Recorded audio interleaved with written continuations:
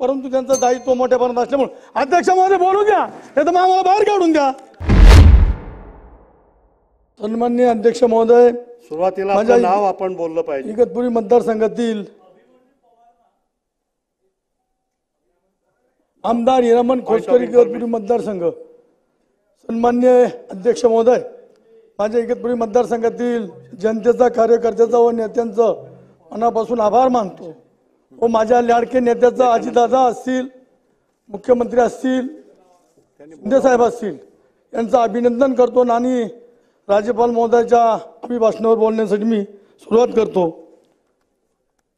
मुख्यमंत्री लाडकी बहीण योजना असेल, या ठिकाणी वीज शेतकऱ्यांसाठी वीज बिल असेल, गॅस सिलेंडर असेल, या ठिकाणी महिलांसाठी बस सेवा असेल, मुख्यमंत्री दर्शन योजना असेल, PM किसान योजना असेल, असे अतिशय धाडसी निर्णय या ठिकाणी घेतल्यामुळं या ठिकाणी 13 कोटी जनतेनं परत या तिन्ही नेत्याच्या हाती संधी देऊन आमच्यासारख्या कार्यकर्त्याला संधी दिल्यामुळं जनतेचं सुद्धा मनापासून अभिनंदन करतो, आभार मानतो।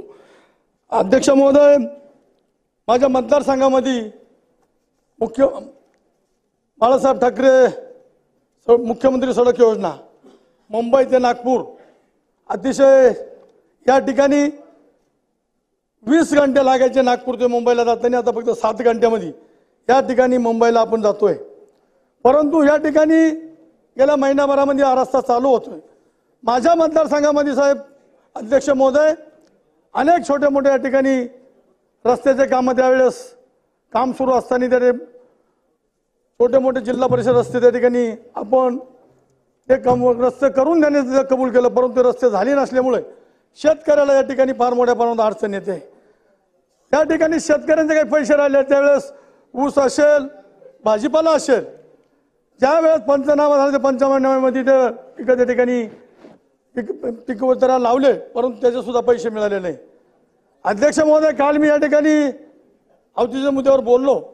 माझ्या मतदारसंघामध्ये भावली धरण आहे, भावली धरणापासून मधून या ठिकाणी गोटी असेल, इगतपुरी असेल, 10 गावे असेल, 1.4 TMC पाणी आहे त्या ठिकाणी। परंतु या ठिकाणी शहापूर तालुक्यामध्ये 57 त्या ठिकाणी छोटे मोठे वाडे असतील त्या ठिकाणी पाणी नेलेलं आहे, परंतु ते पाणी मराठवाड्याला या ठिकाणी आता पहिलंच आरक्षित झालेलं आहे।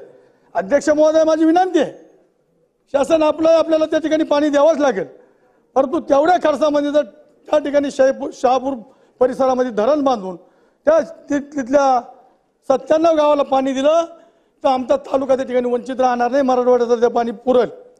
माझी विनंती आहे अध्यक्ष महोदय, गेल्या 2 वर्षापासून या ठिकाणी चांगला पाऊस पडतो म्हणून या ठिकाणी पाण्याचे प्रश्न बऱ्याच ठिकाणी मिटलेले आहेत, परंतु जल जीवन मिशनच्या माध्यमातून 288 मतदारसंघामध्ये प्रत्येकाने आपण शब्द देऊन त्या ठिकाणी निवडून आलेलो आहे।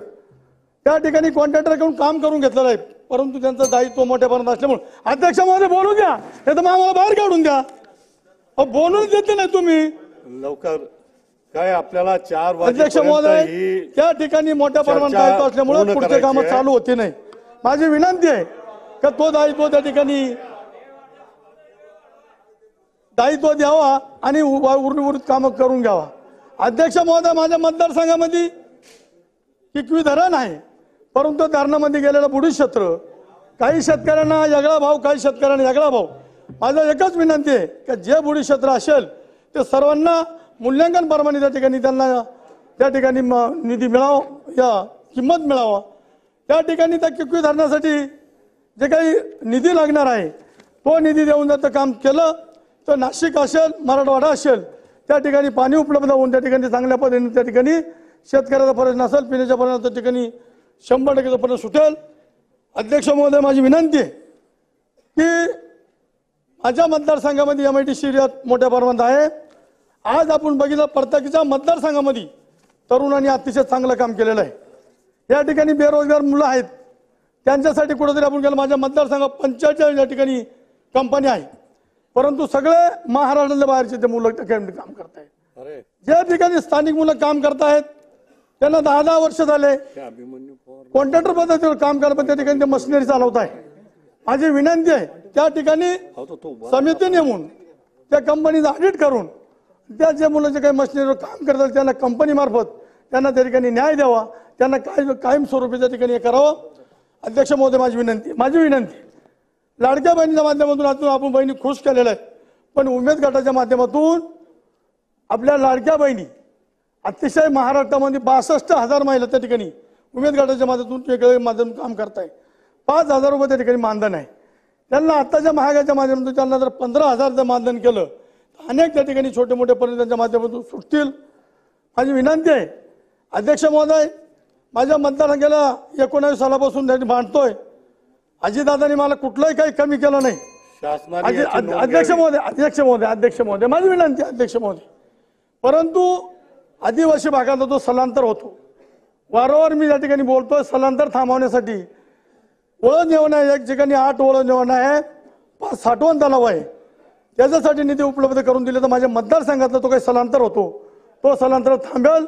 माझ्या आदिवासी बांधवांचं शिक्षण असेल, आरोग्य असेल, सिंचनाचा प्रश्न सुटेल, त्यासाठी निधी उपलब्ध करून देऊन मला या ठिकाणी चांगली मतदारसंघ संधी द्यावं.